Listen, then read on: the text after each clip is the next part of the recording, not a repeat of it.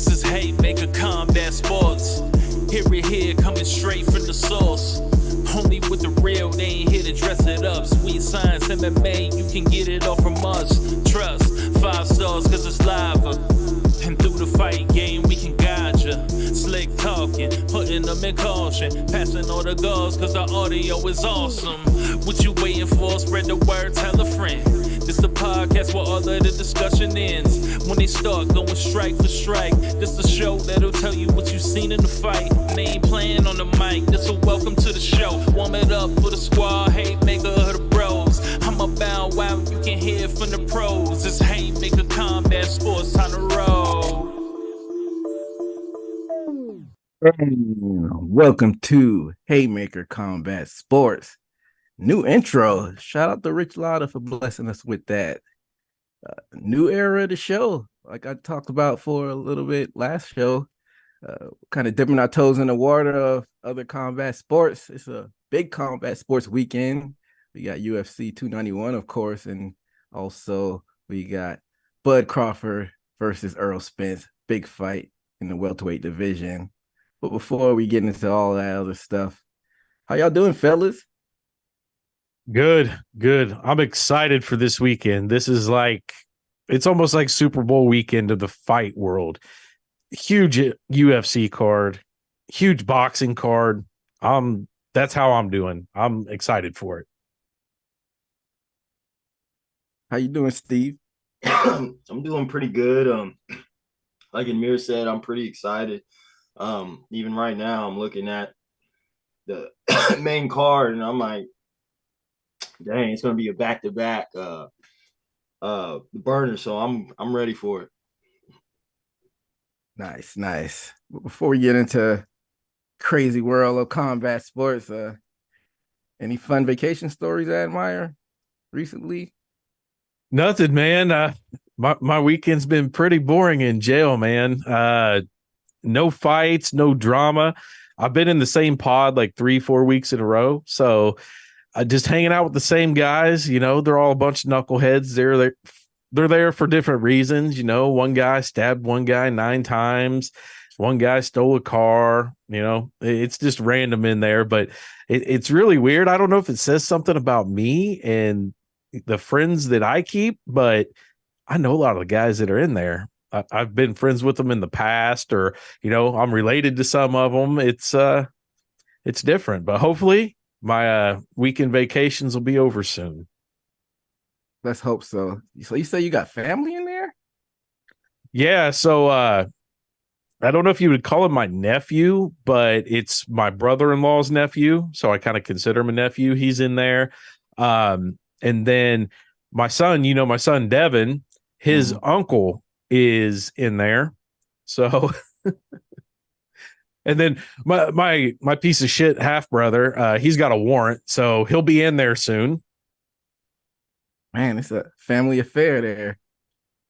Yeah, I swear I'm not that bad of a guy. It's just I know a bunch of lowlifes, Man, I always wonder, what are the hour-to-hour activities at a place like that? Oh, so we're on lockdown 18 hours a day. It's like 2-hour blocks we get out. We get out 2 hours for breakfast, 2 hours for lunch, 2 hours for dinner, and then 2 hours later after dinner. It's just little 2-hour blocks. I mean, the rest of the time you're locked down. Man. So you're just sitting there all in your thoughts for most of the time. Well, I mean, different guys come up with different things to do to keep themselves busy. They'll give you a puzzle. You can do a puzzle in your cell, or if you have money on your books, you can buy commissary. You can buy cards. You can buy chessboard and pieces, word searches, little different shit like that. The guys that don't have money, they'll draw on the wall and put a target and make toilet paper balls, get them wet and, kind of play darts with toilet paper balls. Very creative way of, spending your time in there. Yeah. The last cellmate that I had before this past weekend was this old guy, Emmett, old black guy. Cool as shit, man. He's a Crip from St. Louis, been shot 6 times, just stories for days. And I got that cell when I went back this last weekend, and he left me a set of jailhouse dice. You make dice out of compacted toilet paper and stuff. So he left me a set. It was cool. That's what's up. What was I gonna say about your weekend visits? Oh, so are you allowed to have books in there? I feel like I would read a bunch of books if I was in there. They don't have books anymore. Some asshole lit a bunch of them on fire. So the only book you are allowed is you can check out a Bible. Get your praise on in there. You know, Yeah. my big. Go ahead. Yeah, I was gonna say, man, when I go in this weekend, I'm gonna ask for a Bible and just, start reading, see what I can learn. Nothing wrong with that.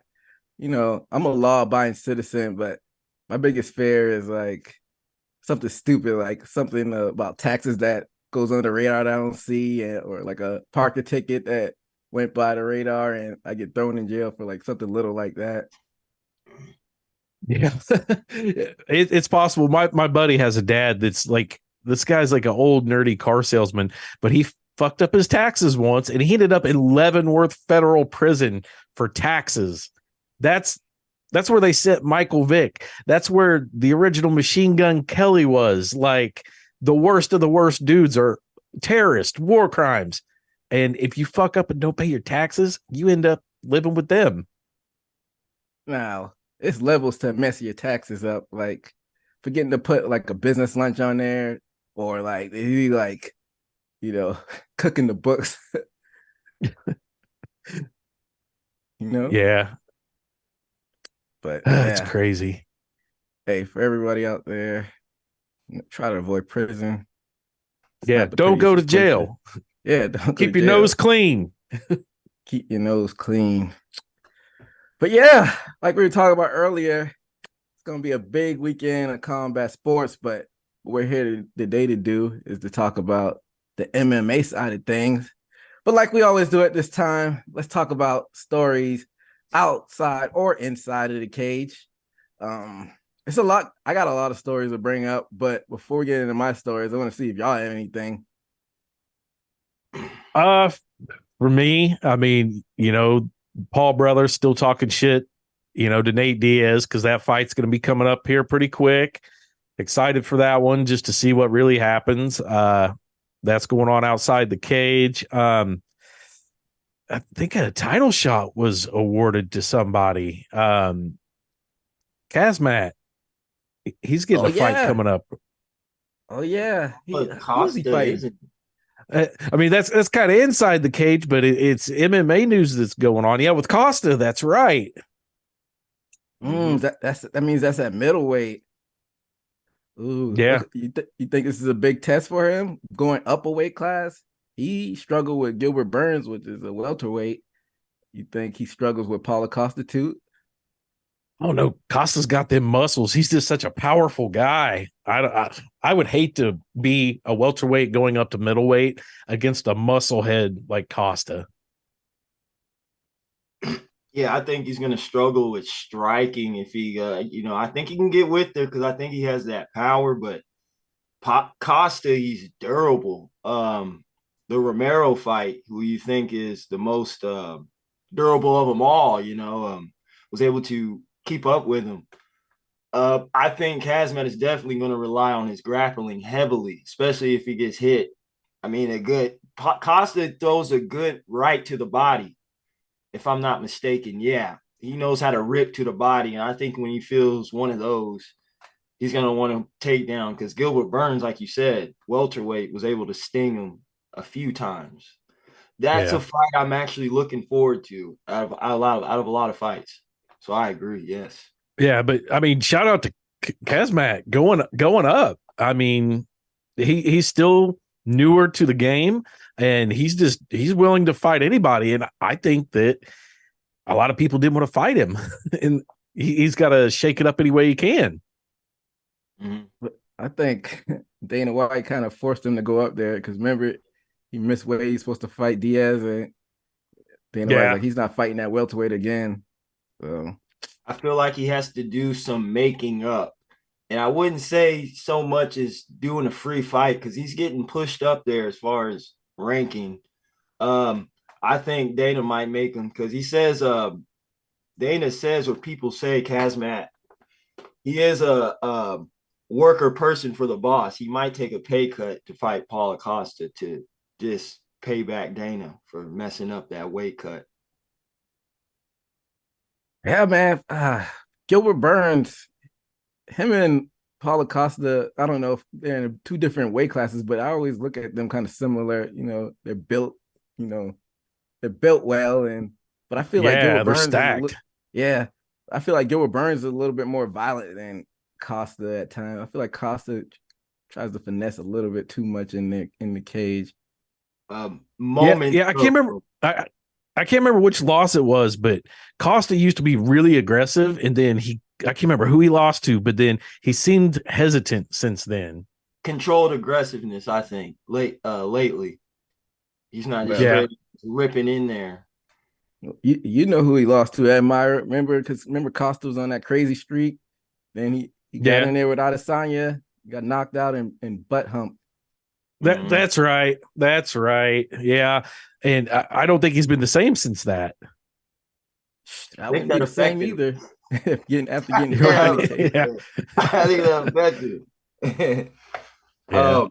It's funny you say that, and I won't even bring up the thing he said did, but I said earlier how I didn't like Adesanya and his actions doing crazy stuff like that, right? I don't know if y'all heard about it. Sean Strickland mentioned what he did with his dog. And I love what he does in the cage. Izzy needs to grow up. He's doing crazy stuff outside the cage. And if you don't know what he did with his dog, I think you don't look it up, but just look into it. He's gone on it. You don't have to go into full detail, but we got to know because I hadn't heard the story. What was going on with this dog? Well, it's what men do to find time by themselves, and just to release one, he did it to the dog. Izzy did this. He jerked his dog off. He just said it. Yes. What is Sean Strick? All right. Are these accusations was exposed? No, you can. I didn't look it up. You can watch it on a Rogan episode, and not only he says it outside of Rogan, and people caught on to it. Yeah, there's a video out there of him doing that. Oh man. Yeah, I'm. He needs to grow up. I don't know. Love what he does in the cage. I'm surprised he ain't got cancel culture for that. I don't know. Hey, we were talking about prison earlier. He better watch out. That's bestiality. That's not legal. Yeah. He'll end up where Michael Vick used to stay. Both abusers of dogs. A whole other animal, man. I don't know. I don't know literally or not. Not pun intended. He's a whole nother animal. I don't know what's wrong with him. Oh my goodness. Well, Izzy, you're an amazing fighter, but you got to get some help, man. Yeah. Other things outside the cage that I've seen going on, I can't remember if we mentioned it last time. GSP has been spotted grappling and training with Damian Maia. We did talk about that last time, and yeah, we'll be tuning into that grappling contest. It's a safe way to get some competition without getting punched in the face. So we might cover that on this show now that we're doing all combat sports. Yeah, that's going on. I seen something pop up today actually about the older Diaz, Nick Diaz, got in a street fight or something. I didn't have time to watch it, but it popped up on TikTok and a couple other things that I'm on. So I don't know what's going on with that. The only other thing is let's go back to this Diaz story. What's going on with these Diaz boys? Because didn't Nate choke out somebody in the street like a month or so ago and got in trouble for that? I don't even know if he got in trouble for that. He just did it. No, went away. He didn't get in trouble because the guy was like a Paul brother impersonator or something and like getting in his face and trying to fight him. And he thought it was really the Paul brother. So he snatched him up, the Diaz brothers are those type of guys that like don't get too close to me or shit's gonna happen. And the dude was grilling him, getting too close. Like a Chappelle show. You too close. You too close, man. Yeah. I mean, you're still a professional combat sport athlete. You can't be knocking people out in the street and getting in the scuffles. And you said Nick punched somebody? Yeah, it's they got in a fight or something. Let me just do a quick search. Yeah, I mean, we hadn't seen Nick Diaz in the cage, in 2 years now? That was 2021 when he came back, and he looked terrible then. So, you know what they say, idle hands are devil's playground, or whatever the hell they say. Nothing to do with his time, and just gets into trouble. It just can't sit still, the Diaz brothers, and their fan base will follow them anywhere they go. No matter how good they do, no matter how bad they do, it's always Diaz Army. What? I mean, yeah. So I'm seeing here that there was a guy on the street, and it says it started out as, a cordial encounter, and something happened with the fan, kind of turned against him. I got a video here I can watch. And they have a video of it as well. Yeah, Jay, if I put a link in there, can you pull it up? Yeah, I think they got a video of him choking him out. Hold up, we talking about Nate or Nick now? I'm confusing my own self. Nate. I got the video of Nick that just happened. Jay, I just put it in the Haymaker chat. Yeah, okay, pull it. And he's just sparring the guy. And it seems to turn serious. And one of the comments on here is, I didn't make it that far in the video because I just sent it to Jay, but one of the comments says that Nick really pulled that punch and could have hurt the guy, but didn't go all in on it. Okay, so it sounds like they were maybe playing around a little bit, and something probably got triggered in his head. He felt like he was back in combat, real live combat. Let's see this. We're looking at it right now and having a little sparring contest and playing in the street a little bit, squaring up. This guy just put one to the body to Nick with the left hand. Oh, he could have caught that guy. Yeah, and he's saying, "Get out of my face." And it looks like that's it for the video. But I don't know. It looked like they were playing around a little bit, and maybe it got out of hand. I can't really tell. I don't have a lot of context on that video. Yeah, I mean, it looks like Nick kind of slipped that left and probably caught the dude harder than he meant to, and the guy that's when the guy kind of started chasing him there. Well, man, I don't know that guy's background. Maybe he was a fighter as well, but if I'm just a regular guy in the street, I don't even want to play spar with these guys because you never know what might trigger them and them think they're back in the octagon and that's what I'm saying. There should be not only combat etiquette or sparring etiquette. There in public, with fans, there should be combat. Go ahead. Oh, here's the Nate thing. Jay's got it pulled up with the little Diaz. Yeah, this was a real scuffle. It looks like they're in New Orleans, but I don't know where. Oh man, he landed a solid knee to the gut. That was a good one. Lights out for the guy. Man, that's the Logan Paul lookalike. He didn't even get paid. Yeah. Finish your thought, Steve. What were you saying? Like I was saying, when you're in public as a fan, and if you're just playing around, you gotta know these people are professionals, and you gotta know if you're looking too aggressive or too happy. Chill out, because then you see, I think it was, what do you say, Nick or Nate? He was trying to chill out, but dude was still being serious. Like he said, that's how triggers happen. It's like, dude, what is this turning into? You know what I'm saying? Like it's getting awkward. Yeah. And it's got to be hard being a pro fighter out on the streets in public. You always have people that want to spar with you and stuff, but then you always have the one guy that wants to be the guy that got the best of a pro fighter. So they've always got to worry about that. Who's going to act like it's a sparring, playing around, and going to get real serious to try to get lucky on them. So I understand it. And, the Diaz brothers, they're from Stockton, which is not the greatest place. They had a rough childhood. They're on edge at all times as it is. Those are the last guys I'm going to try to spar or front on in public.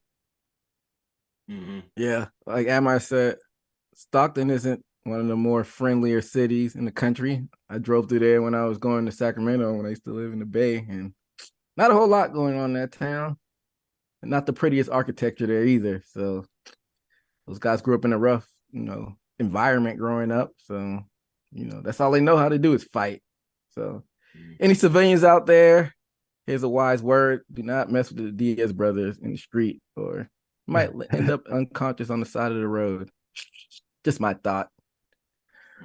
Steve, you have I got any one more. Oh, you got go ahead. Story, Admire? Well, it's just kind of a laughable one that we can get through real quick. You guys have watched MMA for a while, so have I. Former heavyweight champion Tim Silvia says that in his prime, he would have knocked Francis Ngannou out. False. I believe. I didn't watch a whole lot of Tim Silvia fights, but I went back and watched some. It didn't seem like he had heavy hands. He was a get you to the ground guy and kind of lay there and lay on you. And lay on. Yeah. He was a big boy. Big dude. I forgot how tall or heavy he was, but he was walking around pretty big. I remember what a borderline heavyweight Randy Couture that weighed like 30 pounds less than him did to him, just ragdolled him around that octagon. So yeah, Tim Silvia, 6'8", 265. He actually weighed over the limit. He had to cut weight to make 265, but he was never a great fighter. He had a trilogy with Arlovsky, but there's not one win that stands out to me that Tim Silvia had that I could say, yeah, he looked good in that fight. He would probably give Ngannou a run for his money. Tim Silvia, the most famous thing I remember him for is a circus fight where he fought a boxer in MMA and the boxer won. He fought Roy Mercer. Yep. And it was back an MMA when contest? It was MMA, and it lasted, I think it was less than 8 seconds. They came out and Roy Mercer just dropped him. That was back with like Elite FC or one of those that used to be on like Fox or CBS way back in like 2007, 8 maybe. You brought up a memory. You said Ray Mercer. Yeah, Ray Mercer. He's one of the titles of one of the nastiest knockouts all over the board in any combat. And that was against Tommy Morrison when he finished him in the ring. I don't know if y'all remember that. Yeah. I was a big Tommy Morrison fan. He was from here in Kansas City. They faced each other? Oh, yeah. Man. Tommy Morrison, because didn't he have HIV and there's been a lot of documentaries on him.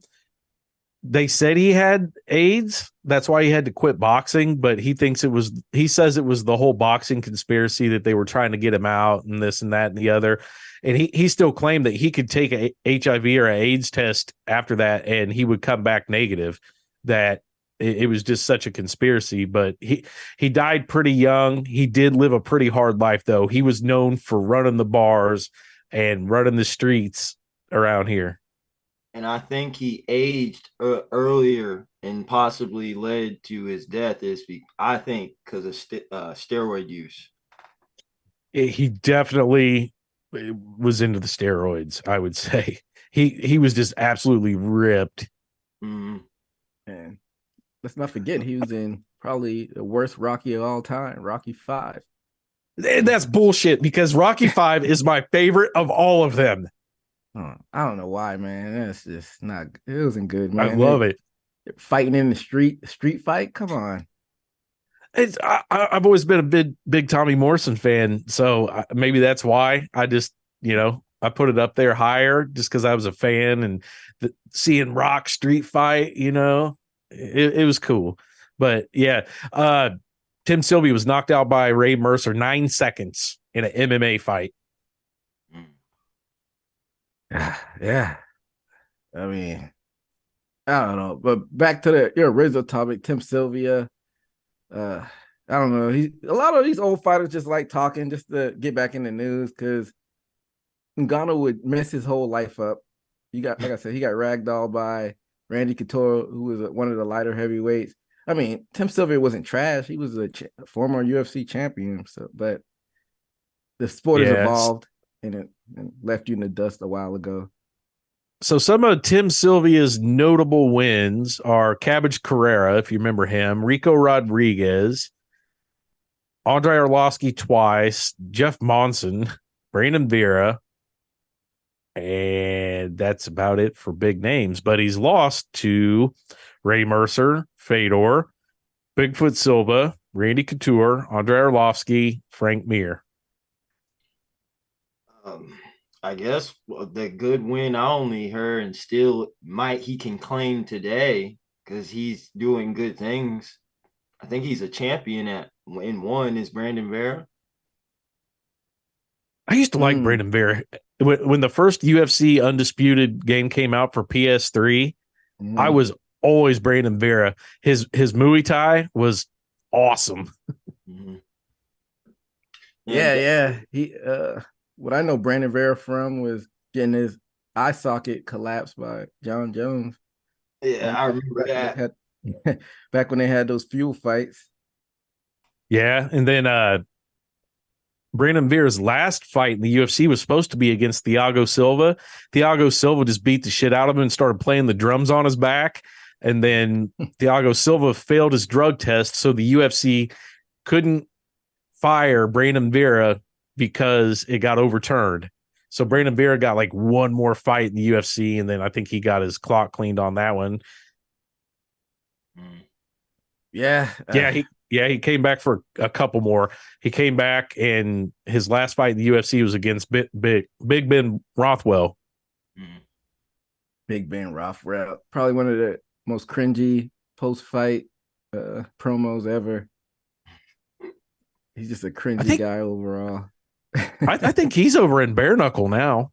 Yeah, he was scrapping over there. I think we were talking about it on one of the shows. You know, he's carved out a little niche over there in bare knuckle boxing. So, hats off to Ben Rothwell. But Steve, do you have any stories real quick?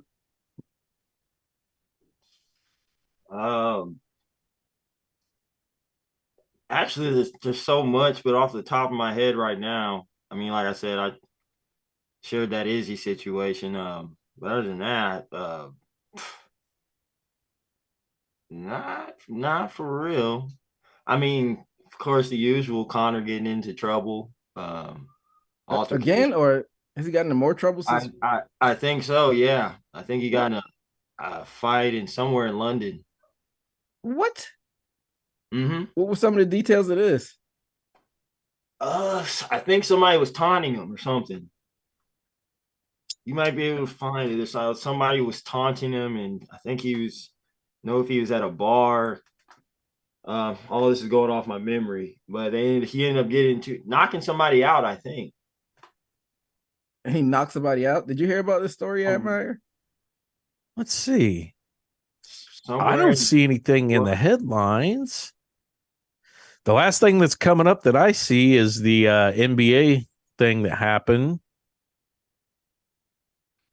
Yeah, and this happened in London, you said. Yeah. I mean, yeah. I'll have to do some digging into it. I don't see anything coming up in the news. I mean, but that's such a bad reputation to have. You know, Conor McGregor's kind of like Michael Jackson. Anything you hear might be true. Yeah. So we got to come to reality right now. Is Conor McGregor ever going to step foot into the UFC ever again? I think he's 1 foot in, 1 foot out. I think it depends on how his leg is feeling. I think he feels it, and maybe some days it's like it's not there yet. Because if he would have confirmed the fight by now. I think he's still nursing that leg. You think he fights again? I think he kind of has to. He probably signed some kind of contract guaranteed to fight to do the Ultimate Fighter. I do remember now I seen something pop up, but I didn't click on the news story. Somebody said that McGregor posted on Twitter a leak to the fight date, but then quickly deleted it. I was going to look and see if there was anything. I know I seen that pop up, but I'm not seeing anything in the news either. But I don't see how you can have a whole season of the Ultimate Fighter and build all this hype and be arguably the biggest star and not fight again. But, who knows? With him, it's so unpredictable. He's got more money than everybody else. He's got so many sponsorships in his hand and so many business. He doesn't have to fight for the money. So this could have just been another thing to get more eyes on him, and he's going to back out of the fight if he's not contracted to. Yeah, he's good at that. What's really in it for him at this point? Now that he has more money than God at this point, so I wonder, know. is Conor McGregor even in the testing pool? Because that will tell us, kind of a timeline of the fights. Because he's got to be in the testing pool for I think 7 or 6 months. I don't think he's in it. I don't think that they ever reported him going back in it because he had a deadline if he wanted to fight before the year is over, and he didn't make it. So we're not gonna see him this year. And that's such a bummer for probably nursing that leg. I mean, that was 2 years ago. So, and that's a bummer for Michael Chandler, man. That would have gave him probably his biggest payday and give him the brightest light, and he's probably not going to have that payday now, thanks to Conor's hijinks outside of the cage. They'll probably make it up to him. Who knows? Did y'all hear anything about Ronda possibly coming back? I did hear that. I don't know if we talked about that though. We may have. No, I think that came out early last week. Hey, I mean, the bantamweight champion just retired, Amanda Nunes. Holly Holm, her biggest rivalry, I guess. She just lost on that fight night weekend. So why not? I mean, she'll probably go out there and get embarrassed, but it'll be a big payday for her and it'll bring eyes to the sport. So I think that if Ronda Rousey does come back, Amanda Nunes should come back just to see Ronda's reaction. It's like she was waiting for the boogeyman to go back in the closet so she could make her return. But she's not going to be the same fighter she used to be. The level of the women's divisions has progressed so much since Ronda's been away that she can't rely just on her judo. Much agreed. But I think that's where she went wrong, not relying enough on the judo. She thought she was a boxer and tried to stand up and strike with these women who were that much better than her. So her coach is trash. Yeah. Her coach Edmund, he's trash, man. He's the one that talked her into doing all that stand-up shit. Tell her about the head movement. Head movement. Yeah. What are you doing, guy? Go ahead, Steve. No, go ahead, Steve.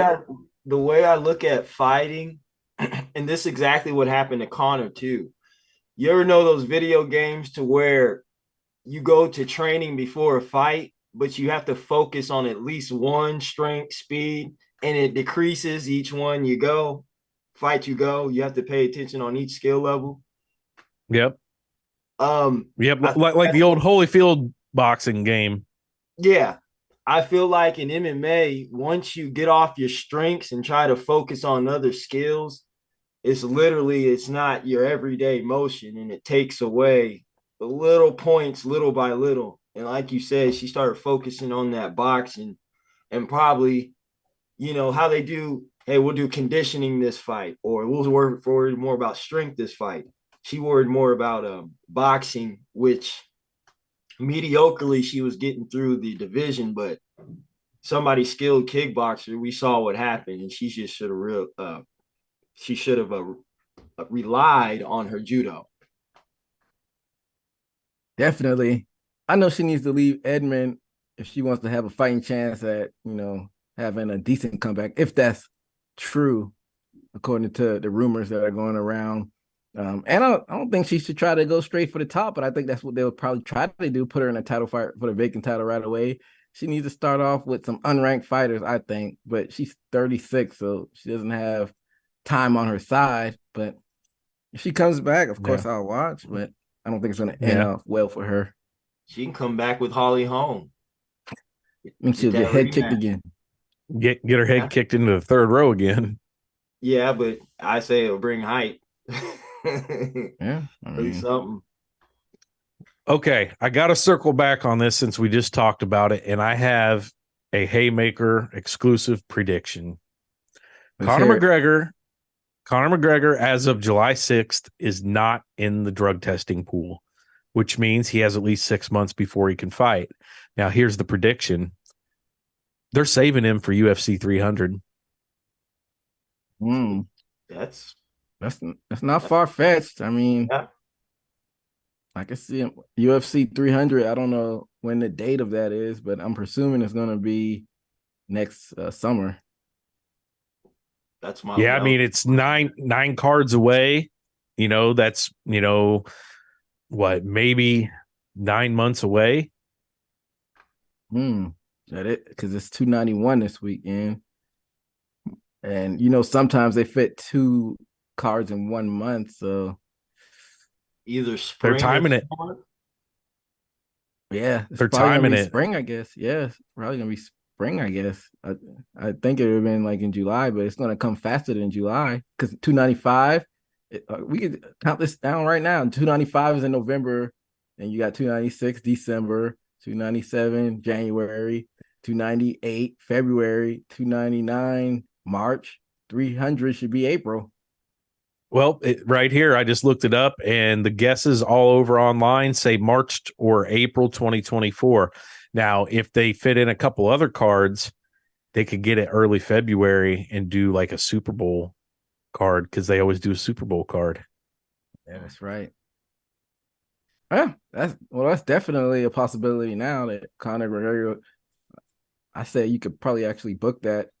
I think him getting in trouble kind of was a gift and a curse for the UFC because they could probably save him for that 300 card and just stack it. He could be probably the current jerker for that, even though he won't be. What we just talked about, Ronda Rousey, her return will be UFC 300. Book that too. I can see that. As long as they don't have Conor main eventing, because he doesn't deserve it at this point, even though he's still the biggest name in the sport. Have Ronda as the current jerker, have Conor as the next card, and then have like 3 title fights. Just stack that card. Yep. And I think that, what we're going to watch this weekend might have some people that will be on UFC 300 with them title fights. Yep. So I have a few stories that I'm going to save for the post show because we got to get into the card because it's getting late. It's getting late early, I should say. But Jamal Hill, he tore his Achilles playing a pickup game of basketball. So the light heavyweight strap is vacant. We're going to get into it in a little bit, but Alex Pereira and Jan Blachowicz is supposed to fight this weekend, but it's not going to be for the light heavyweight title. What do y'all think should be made to fight for the vacant belt? What match should be made to fight for the vacant belt? Well, I think Dana should just come out and make this fight an interim championship fight. Since we already know Hill's out, just make Jan and Alex a title fight. I agree, but saying that he's not, he must have something under his sleeve. He must be waiting for this winner. So I guess we should be looking at where is Blachowicz on the rankings and who's behind them. I think he's ranked number two or 3. Jan is 3, Alex is 2. Okay. Hold up. Alex Pereira is 2 already? Yep. Yeah, according to And according to the UFC official rankings, I think they're showing his middleweight rank. They're showing his middleweight rank. I don't think he's ranked in light heavyweight, but he shouldn't be. I mean, technically he shouldn't be, but they do have him showing as a number 2. Yeah. I don't know why they just didn't make it for the vacant title. Maybe they're showing respect that the Erie Rockets. Maybe they're showing, I don't know. Maybe they want Yuri to fight for the title when he comes back. So I think, Steve, I think you're on to something. I think the winner of this fight will probably fight Yuri for the vacant title. That's the only thing that makes sense. I can see it because Yuri and Pierre, that would be a hell of a fight. If Pierre wins. I like that fight. Man, it's just unfortunate Hill didn't even get to defend the title, and he's an exciting fighter to watch. So Achilles, that's nothing to play with either. That's a devastating injury. You don't recover for it. I feel like you recover faster from an ACL than what you would for an Achilles. So I hate thinking about it. Yeah, we wish Hill a speedy recovery. But this weekend, big card, UFC 291 going down in Salt Lake City, Utah, out of all the places. Bunch of Mormons in the crowd, so it's not gonna be a whole lot of drinking going on in the audience, but right, I'm sure they'll still have a good time because it's gonna be a lot of violence. On the early prelims, we got Miranda Maverick versus Priscilla Cachoeira. Also, Matthew Simbelliger versus Uros Medic. We got CJ Vergara versus Vasiris Salvador. And we got Jake Matthews going to the prelims that are going to be on ABC, the big company. Jake Matthews versus Darius Flowers, an opener of the early prelims. We got Roman Kopylov versus Claudio Ribeiro. We got your boy, Black Beast Derek Lewis versus Marcos Rogerio de Lima. And then in a featured battle in the prelims, we got Gabriel Bowden versus Trevin Giles to top that off. Then we move on but before we move on to the main card, the only fight that sticks out in my eye is that Black Beast fight. He's the only person on the prelims that's ranked. How do you not have him headlining the prelims? He must have pissed somebody in the front office off or something to get, second fiddle on the prelims. That is a odd place for him to be, but maybe they're just trying to prop up Bonfim and Giles because they're a little bit younger and welterweight, one of the better divisions. I don't understand that because, like you said, Derek Lewis is actually ranked. So yeah. Did Jay want to come in for the main card and make some predictions with us? Yeah, that's what I was going to say next. Bringing in, I think Jay's record's pretty close to mine. I think is percentage wise. Yeah, I think he's 2-5. I don't have the records up in front of me now. We'll bring that up on the review show. But yeah, let's bring producer Jay in for these picks on the main card. I'm there. And the curtain jerker for this one, Michael Chiesa versus Kevin Holland in the welterweight division. We got Chiesa at a plus 125, Holland at a minus 150. I'll let you kick it off first, Amir. Who you got? This is a tough one. These guys are so evenly matched.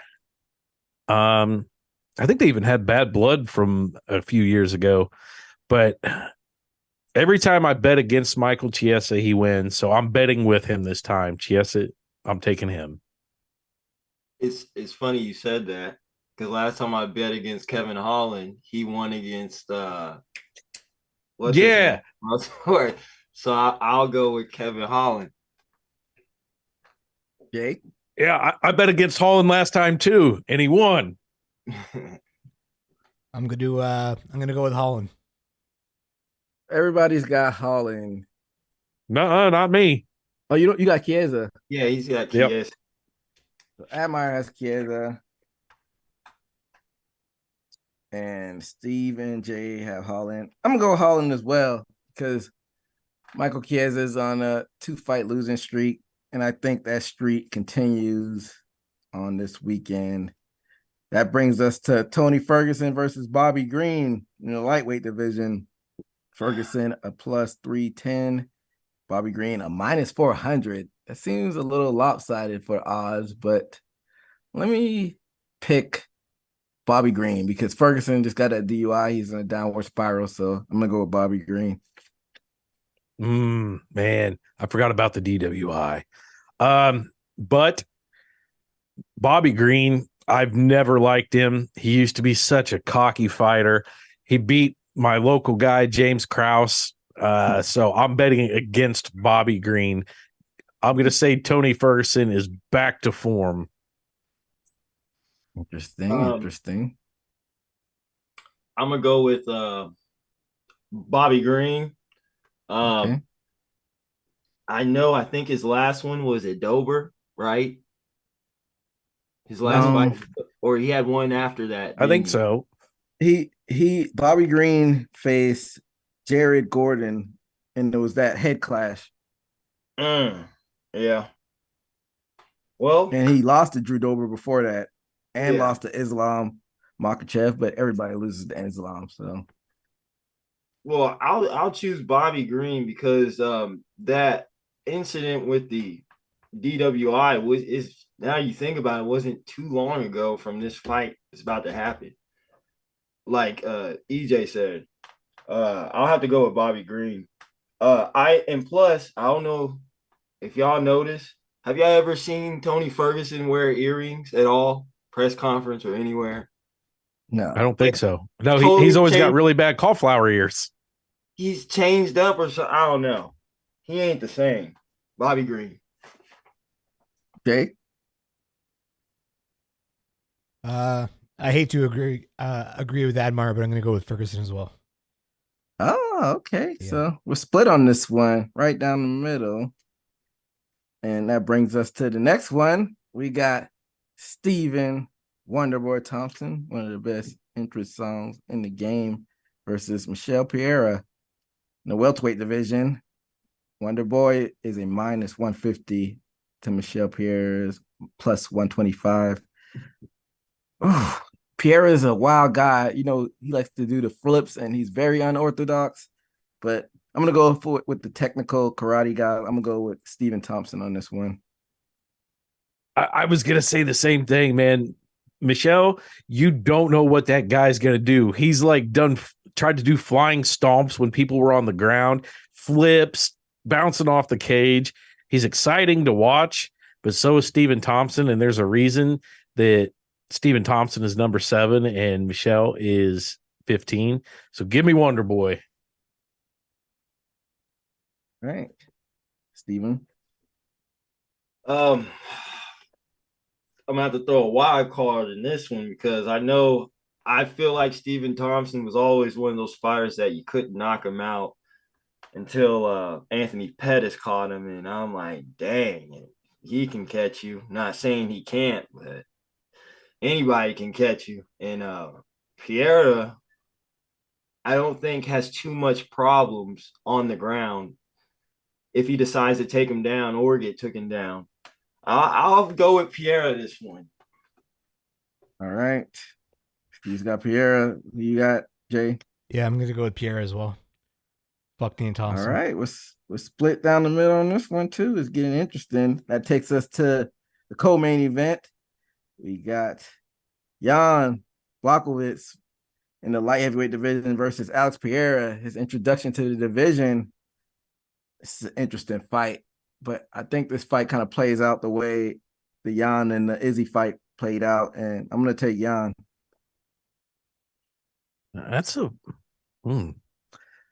I'm going opposite, man.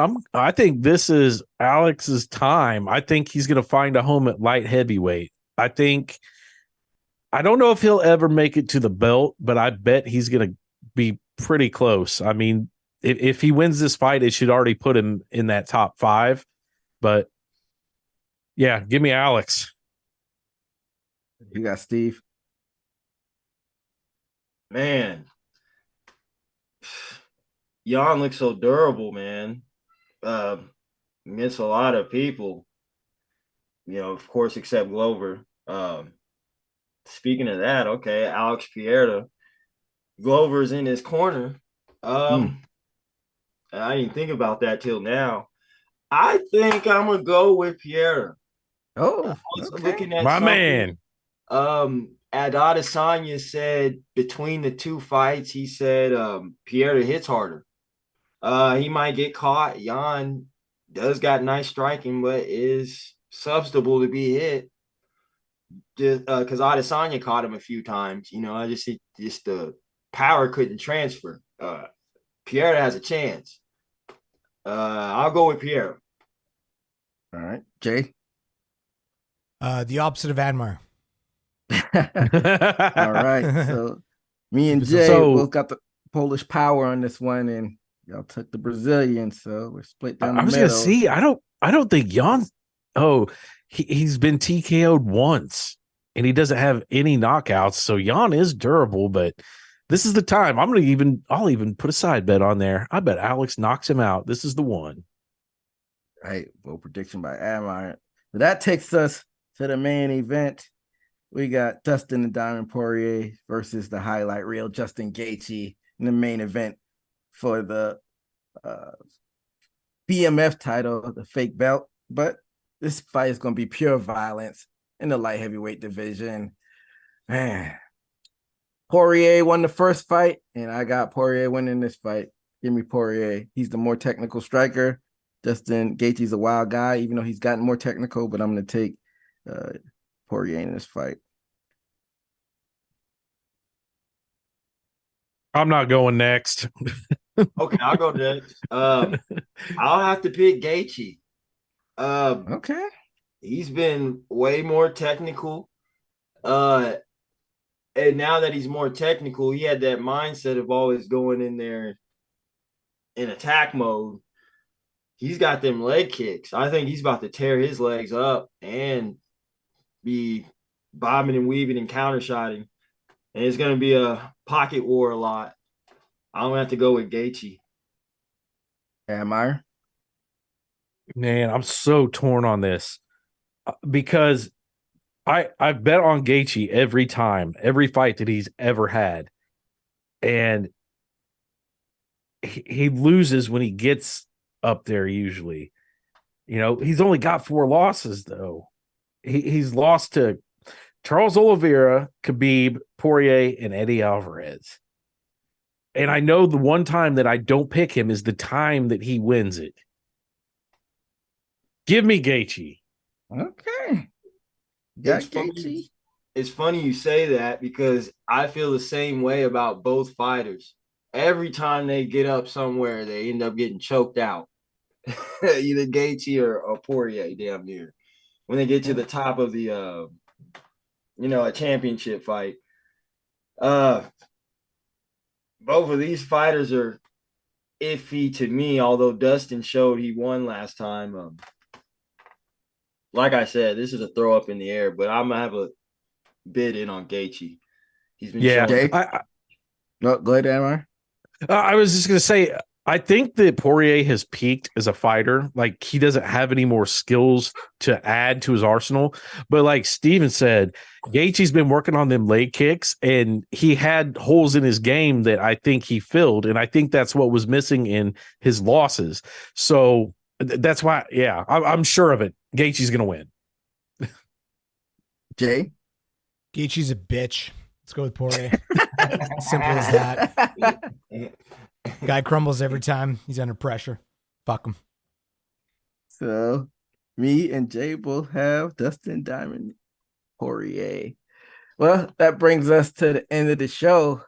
It's going to be an exciting weekend of fights. And like I said, be on the lookout for our review of Terrence Crawford and Earl Spence. That's also going down. Very exciting week in the world of combat sports. But that'll do it. Get your picks in real quick. Hey, just put your picks in real quick on the main event of that boxing. I'm taking Spence.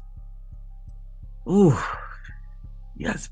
Give me Bud Crawford, man. He's the more aggressive fighter, I think. Who you got, Steve? I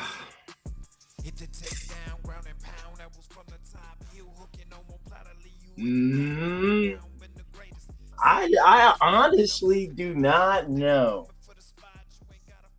I'll go with Crawford. Yep. Jay, who you got? I don't watch boxing, man. I have no idea. Just name one. Just you want to bet the opposite of me? Opposite of Admire. All right. So you got Crawford too. So 3 Crawford, 1 Spence. We'll be back with y'all to review that. And that'll do it for us at the first rebranded episode, Haymaker Combat Sports. We'll be back on Sunday night to review UFC 291. Until next time. Tune into 80 Proof in 10 minutes. Yeah, tune in to 80 Proof. Also on Twitch. Make sure to tune into that. It's going to be a show full of hijinks and fun. Tune in to 80 Proof after this. That'll do it for us at Haymaker Combat Sports. Till next time, be safe out there. Later.